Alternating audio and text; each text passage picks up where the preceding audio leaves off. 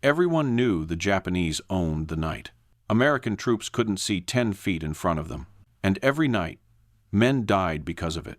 Then, out of nowhere, 150 regular soldiers started seeing in the dark. And the moment they did, the night stopped belonging to Japan. No new army, no secret tactic, just one strange, heavy weapon almost everyone thought was useless. Until it changed the fight on Okinawa. April 1st, 1945, 23:47 hours. Southern perimeter of Kakazu Ridge. Chun lay low in a foxhole barely deeper than his shoulders, surrounded by a darkness so thick it felt physical. The kind of darkness where your own hand disappears 6 inches from your face, and every sound seems too close. Somewhere out there, fabric brushing against grass, coral scraping under boots, Japanese infiltrators were coming again. They came every night. Small groups, 10 to 50 men, crawling low, moving slow, guided only by memory and instinct. The Americans answered with thousands of rounds into an empty void. Sometimes they hit something. Most nights, they didn't. In the first 72 hours on Okinawa, 23 men in Chun's division had been killed this way.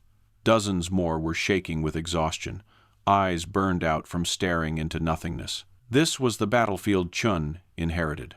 And, sitting across his lap was the only thing different about tonight. An awkward, heavy rifle, almost no one trusted. It looked like a standard carbine at first glance, but the similarities ended there. Bolted to the receiver was a long, tube-shaped scope. A thick cable ran to a lead-acid battery pack strapped to Chun's back, nearly 13 pounds by itself. The whole setup weighed 28 pounds, heavier than some machine guns. Most men joked about it. Some dismissed it entirely. To them, it was a strange experiment, an engineer's fantasy, not a battlefield weapon. Chun didn't know what to believe. He had been issued the system 4 days earlier. He had fired it exactly 0 times in combat. And now, with movement in the dark growing closer, he wasn't sure if the scope would even turn on. He only knew 2 things with certainty. 1. The Japanese were somewhere ahead of him, closing in. 2. He still couldn't see a single one of them. Tonight, everything depended on whether this strange, heavy, unreliable-looking weapon was more than a rumor. Because if it wasn't, the darkness would belong to Japan again. Before Chun ever lifted the strange rifle to his shoulder, the problem on Okinawa was brutally simple. The Japanese didn't need numbers to win the night, just darkness. For weeks leading up to Kakazu Ridge, American units all across the Pacific had learned the same hard lesson. In daylight, U.S. firepower erased anything that stayed still long enough to be seen. Artillery, naval guns, carrier aircraft. Once the sun was up, the battlefield belonged to America. But when the sun went down, everything flipped. The Japanese used the night the way other armies used terrain. They crawled through tall grass, slid through drainage ditches, and eased between coral outcroppings that tore uniforms and skin, but made no noise. They carried rifles, grenades, and sometimes satchel charges strapped to their bodies. And they waited sometimes for hours, until they were so close the Americans could feel the breath of their movement. When they struck, it was always fast and always inside the perimeter. No warning, no silhouette. Just a flash, a shout, and casualties. American defenses had almost no answer except one: fire blindly and hope. Machine gun crews sprayed, .30 caliber fire at whatever sounded suspicious. Riflemen fired at hints, something brushing against grass, a shape that might have been a head. Platoon leaders called for flares, but flares had their own price. A single parachute flare could burn at nearly 200,000 candle power, lighting up a field the size of a football stadium. For 25 seconds, everything became clear. Then the flare burned out, and every soldier who had looked at it became temporarily blind. Night vision washed out, eyes struggling to readjust. 30, 45 seconds of vulnerability. The Japanese understood this perfectly. When the flare died, they moved, shifted positions, closed the distance. Often, by the time the Americans could see again, it was already too late. The results on Okinawa were immediate and brutal. In only 3 days, the 96th Infantry Division lost 34 men to night infiltrators. Nearly 60 more were so exhausted from sleepless nights that they were barely combat effective. This wasn't a tactical problem, it was an equation the Americans were losing. Blind defenders plus silent attackers equals predictable casualties. By April 1st, every officer on Kakuzu Ridge understood the same truth. Nothing would change until someone could see in the dark. And that was where the strange, heavy rifle on Chun's lap came in. It wasn't built for power. It wasn't built for range. It was built for one thing the Japanese never expected an American soldier to have at night: a way to turn the darkness against them. Chun still didn't know if it would work. No one did. But the enemy was coming again, and soon the theory behind the M3 wouldn't matter. Only the reality would. 23:51 hours.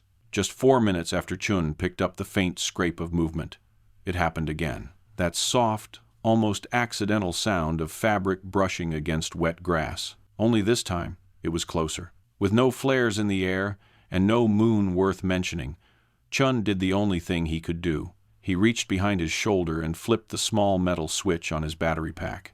The unit hummed to life.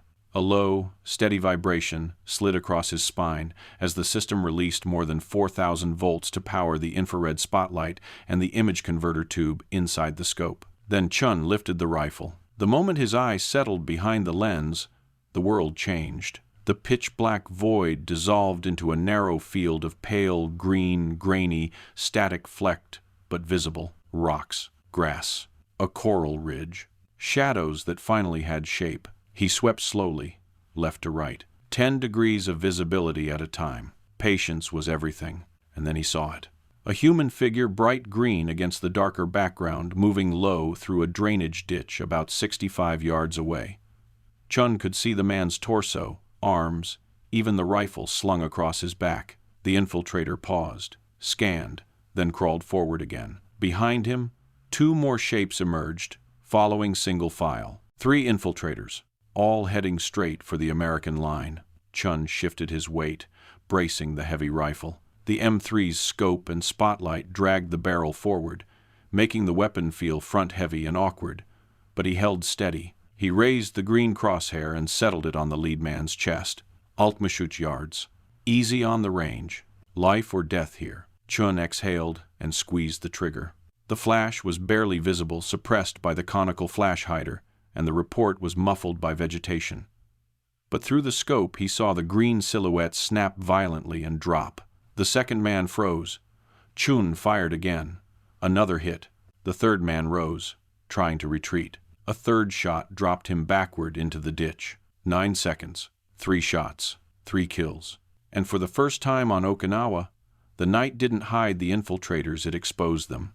Chun kept scanning. Silence. Until new voices drifted from the tree line, quiet, clipped Japanese whispers. 4 men now, crouching behind a fallen log, staring in confusion toward the ditch where their comrades had died. No muzzle flash, no tracer arcs, no sound that revealed where death had come from. They had no idea what had just happened. The 4 men didn't advance. Instead, they shifted west, moving parallel to the perimeter, searching for a safer path. Chun tracked them, but at 80 yards, they were beyond his comfortable range. He conserved battery, switched the system off, waited. 5 minutes later, he heard movement again, closer this time, 55 yards. Switch on. Scope, hum. Green world. 2 of the same infiltrators now creeping through tall grass, trying a flanking approach. Chun fired once. The lead man collapsed. The second rolled, searching for cover. Chun adjusted, fired, and the shape went still. 2 more kills, all invisible to the rest of the division. And as the night around him fell silent, Chun finally understood something no one had said aloud. This strange, heavy rifle wasn't a gamble. It was an advantage Japan had no idea existed. By midnight, Chun had already seen more in the darkness than any American soldier was supposed to. 3 infiltrators gone in seconds. 2 more before his battery ran dry. Another pair trying to slip around his flank. And while no one else on the line knew it yet, the Japanese were already reacting. They were fast learners. The old routes, drainage ditches, tree lines, the predictable gaps between coral outcroppings were suddenly deadly. Chun had made sure of that. and word traveled through the infiltrator units with every missing man. So they adapted. Instead of using open paths, they began moving through the thickest, hardest terrain on the slope. Dense brush, jagged coral shelves, pockets of vegetation where the M3's narrow 10-degree field of view became a real handicap. If the Americans had a new way to see the night, the Japanese would find a way to blind it. Chun had to adjust too. He shifted from his shallow foxhole to a small rise about 40 yards behind the main defensive line. From there, he could cover multiple angles, overlapping sectors, and force anyone approaching to pass through his field of fire at some point. It was not a heroic position, it was a functional one.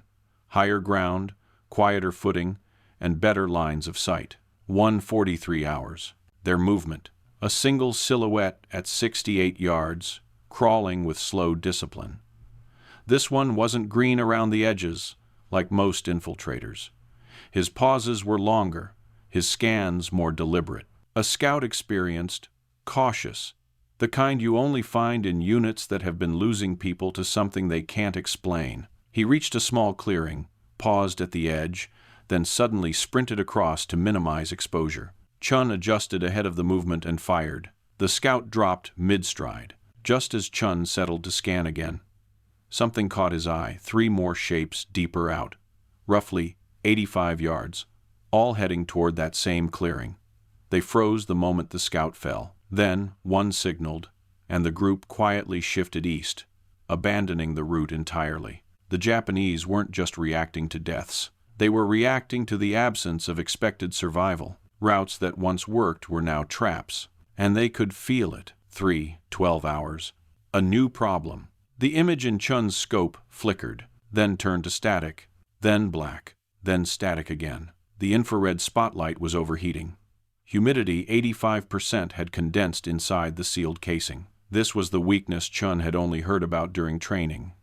Too much heat for too long, and the whole system would choke. He shut it down. Waited 2 minutes. Reactivate. Stable again. From then on, Chun switched tactics. Short bursts of scanning, never letting the system heat up too long at once. Not elegant, but necessary. 1 hours. Another group, 7 men, this time moving in a loose line at 73 yards, far larger than anything earlier in the night. This wasn't infiltration anymore. This was a push. They advanced 70 yards, then 65, then 60. Chun faced a choice he'd never practiced on a range. Shoot now and reveal his elevated position, or wait for a cleaner shot and risk them reaching the perimeter. He chose to shoot. One dropped instantly, the others scrambled. Muzzle flashes lit sporadically, aimed completely at the wrong place, at the main American line 40 yards in front of Chun. But those flashes were all the light he needed. He tracked each flare and fired on rhythm. Flash, aim shot. Flash, aim shot. 4 more silhouettes collapsed in under half a minute. 7 attackers eliminated, none reaching American positions. And still, Chun hadn't moved an inch.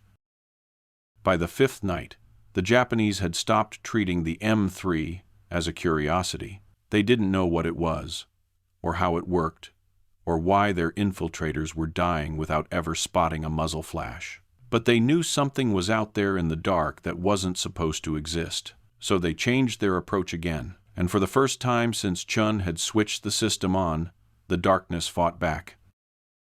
8 hours. April 5th. A heavy fog rolled inland from the coast, slow at first, then thick enough to swallow entire trees. Within minutes, visibility dropped to less than 20 feet.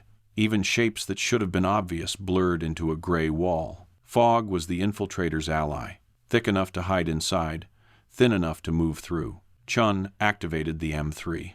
The infrared beam pierced the mist better than naked eyes ever could, but even then the system struggled. Beyond 35 or 40 yards, the green image turned cloudy, unfocused. He wasn't blind, but he was half blind. And the enemy knew exactly what that felt like. Ardensishiefen. Movement multiple shapes right at the edge of the scope's reduced range. 10 men at least, maybe more, spread out in a skirmish line. Chun fired at the nearest one, saw the shape collapse, and fired again. But this time, the remaining infiltrators didn't stop. They didn't freeze. They didn't scatter. They advanced. Fog gave them confidence. It dulled the power of the M3 just enough for them to gamble. At 25 yards, Chun had no room left to wait. He flipped the selector to full automatic. The M3 carbine fired 750 rounds per minute in auto mode. The first 15-round magazine burned out in less than 2 seconds. A violent streak of muzzle shake and green silhouettes dropping in and out of the scope. He slammed in a fresh magazine. Fired again. Short, controlled bursts. The fog lit up in brief flashes as infiltrators either fell back or fell forward. Then silence. When the fog finally lifted at 3:47, Chun counted 7 bodies. 3 more were found the next morning, barely 15 yards from the American line, closer than any infiltrator had ever reached in his sector. Fog had pushed the M3 to its limits, but it also exposed something. The infiltrators were no longer probing. They were testing the weapon, and the next test came sooner than Chun expected. April 7th. 1:56 hours. A sudden burst of white light exploded across Chun's scope. Clean, sharp, blinding. A flashlight. Not used to see. Used to blind? The infiltrators had realized the Americans were using some kind of optical device, even if they didn't understand the technology, and they had found a simple way to shut it down. Overwhelm it with visible light. The scope went pure white. Useless. Chun switched it off instantly and looked with his naked eyes. He saw beams sweeping back and forth like searching fingers.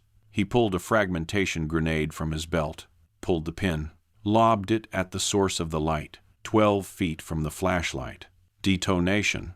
The light died instantly. Chun counted 10 seconds for the image tube to reset, then brought the system back online. One body lay near the shattered flashlight. 2 more shapes retreated. He tracked one and fired. The other vanished into the brush. The flashlight trick had worked briefly, but it also exposed the infiltrators, turning their own countermeasure into a beacon. The Japanese were adjusting. The M3 was straining, and Chun could feel the night changing again, this time into something far more dangerous for both sides. By the morning of April 3rd, word had already spread through the 96th Infantry Division. No one understood the technology, and no one knew exactly how many shots had been fired in the dark. But every platoon had heard a version of the same rumor. Something out there is killing infiltrators before they get close. And it wasn't just Chun. Private Eugene Wilson reported dropping 6 infiltrators in a single engagement near Tombstone Ridge. Corporal James Harkley detected a 12-man group at 75 yards and directed machine gun fire that wiped them out before they reached the wire. For the first time on Okinawa, American units weren't reacting to night attacks. They were interrupting them, cutting them apart before they even began. The numbers told the truth better than any rumor could. From April 1st to April 7th, the division recorded 412 confirmed Japanese casualties from rifle and carbine fire during night operations. Of those, 127 were credited directly to M3 operators. 150 men, barely 3% of the division's infantry strength, had caused 31% of nighttime small arms casualties, and the effect on the battlefield didn't end with casualties. In areas covered by M3 operators, American losses from infiltration dropped by 94%. 94%. Not because the Americans had more guns, not because positions were stronger, but because, for the first time, the Japanese could no longer count on darkness to protect them. Darkness had been their shield for 3 years in the Pacific. Now it was turning into a killing ground. The Japanese commanders noticed. On the night of April 3rd-4th, infiltration attempts decreased by 62% in sectors where M3s were known or suspected to be operating. Groups shifted routes, slowed their movement, and began to assume they were being watched even in total darkness. Then, new orders began circulating through Japanese units. An intelligence document captured later told the full story. Avoid open approaches at night. Move more slowly. Use every piece of cover. Assume enemy observation at all times, even when none could possibly exist. Some detachments attempted infiltrations only during rain, fog, or reduced visibility, hoping the Americans' mystery weapon would fail when conditions worsened. And though the M3's range dropped in bad weather, it still functioned just enough to kill. Within days, something unprecedented happened. The Japanese abandoned large-scale night infiltration altogether. Not because they lacked men, not because their tactics had grown stale, but because a weapon they didn't understand had inverted the entire logic of nighttime warfare. They retreated into cave systems, tunnel networks, and fortified underground positions, places where darkness was absolute and light, infrared or otherwise, meant nothing. The night no longer belonged to them, so they stopped fighting in it. On Okinawa, it was the first time the Japanese had surrendered an entire phase of battle, not to firepower, not to numbers, but to visibility. The M3 hadn't won a hill or captured a trench. It had done something stranger. It made an army rethink how night itself could be used. By mid-April, the Japanese had changed the way they fought at night. But the strangest part of the M3 story is this. The weapon's impact didn't end when the infiltration stopped. It was only beginning. What Chun carried on his back, a heavy battery, a fragile scope, wires that kinked, lenses that fogged, looked awkward and experimental. And it was. Yet inside that bulky setup was the first real attempt to solve a problem as old as warfare itself. How do you fight when you can't see? The answer came from a battlefield no one expected. The ridges of Okinawa, in the hands of 150 ordinary soldiers who were asked to trust a device the army barely understood. And because it worked there even imperfectly, the army realized something profound. The future of night combat wasn't louder, or bigger, or more explosive. It was visibility. When the fighting on Okinawa slowed, the M3 wasn't retired. It became a blueprint. Army engineers tore apart surviving units and redesigned the system with every lesson learned from Chun's week in the dark. The scope needed better sealing against humidity. The battery needed longer life and less heat. The spotlight needed stability in rain and fog. The entire system needed to survive dirt, recoil, and rough handling. Within months, work began on the next generation, a refined version known as the M3A1. It never made it to Japan's home islands. The war ended before production could ramp up, and the planned 20,000 new units were canceled almost overnight. But the idea didn't die. In Korea, the U.S. deployed improved infrared night fighting systems based directly on the M3's design. In Vietnam, American troops carried the PVS-2 Starlight, the first widely issued passive night vision scope, still built on foundations laid by the engineers who created Chun's system. And the technology kept evolving. Every modern night vision device used in Iraq, Afghanistan, or anywhere else, from helmet-mounted tubes to thermal optics, can trace its lineage back to that awkward, fragile, 28-pound rifle Chun dragged through the Okinawan mud. A weapon so early in its development that most operators weren't allowed to talk about it. A weapon so quiet in its effect that its success didn't make headlines. A weapon so far ahead of its time that no one in 1945 fully understood what it would become. Yet, there it was, the ancestor of the modern night vision world, born from 1 week of desperate fighting, proven by men who had nothing except trust in the machine on their backs. The M3 didn't just win a few nighttime engagements. It created an entirely new dimension of warfare. For all the numbers, all the reports, all the technical breakthroughs, the most unusual part of the M3 story is this. We know more about the weapon than the man who proved it worked. Private First Class Robert Chun, the soldier who carried 28 pounds of experimental equipment through the darkest hours of Okinawa, barely appears in the historical record at all. No interviews, no memoirs, no medal citations, not even a short paragraph in post-war publications. His name shows up mostly in technical notes and after-action summaries, places where the individual soldier is mentioned not for who he was, but for what the weapon in his hands accomplished. It's not that Chun did too little, it's that he did something designed to leave almost no trace. Night fighting with the M3 wasn't dramatic. It didn't involve charging positions or raising flags or clearing trenches. There were no photographers, no cheering, no dramatic victories that could be captured on film. It was slow, silent, technical work. watching a narrow green image for hours, feeling the heat of a battery pack crawl up your spine, switching power on and off to keep condensation from killing the tube, calling in coordinates, replacing a battery in pitch blackness by touch alone, and firing only when a shape moved too close to be ignored. It was work done far from the spotlight, literally and figuratively, but it saved lives. By stopping infiltrators long before they reached the American line, Chun and the others prevented satchel charges, grenades, and close-range ambushes that would have killed dozens, maybe hundreds of soldiers who never even knew danger had been near. These are the kinds of moments history rarely counts.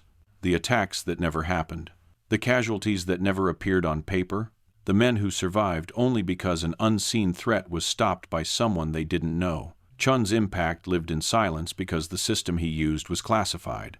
Operators were ordered not to discuss it even with neighboring units. When the war ended, most M3 carbines were destroyed with cutting torches to protect the technology from potential adversaries. The weapon vanished into secrecy. So did its operators. And Chun? Before Okinawa, unknown. After Okinawa, still unknown. Whether he lived through the war, where he went, when he died, none of it is clear. He exists in history the way he existed in combat. Out of sight, in the dark, doing work no one else could see. He didn't ask for recognition. He didn't get any. But for 1 week in April 1945, he changed a battlefield every time he squeezed a trigger. By late May, the battle for Okinawa was grinding toward its brutal end. The M3 was still in the field, though the Japanese no longer pushed at night the way they once had. Every attempt ended the same way. Spotted early, broken up, scattered by green silhouettes no one on their side could understand. On May 23rd, near Shuri Castle, Chun recorded his final confirmed engagement. 3 infiltrators, 69 yards, 3 shots, 3 hits. Then the night went still. Not because the war was over, but because night attacks had all but disappeared. Less than a month later, on June 22nd, the Battle of Okinawa officially ended. The 96th Infantry Division had suffered over 6,500 casualties in 82 days of fighting, and buried within its after-action reports was one unmistakable conclusion. The M3 program had saved lives, a lot of them. The system didn't just kill infiltrators. It forced the Japanese to abandon night operations, one of their most effective tactics of the entire war.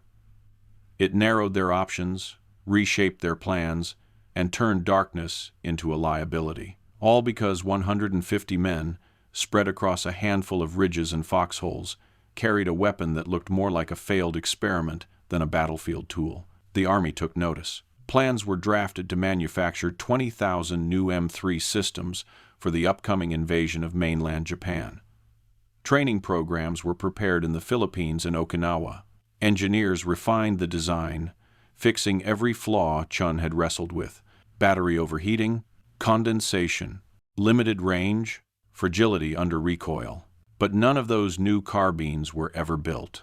Japan surrendered on August 15th, 1945. The invasion was canceled, and the M3, once so secret that operators couldn't talk about it, was quietly dismantled.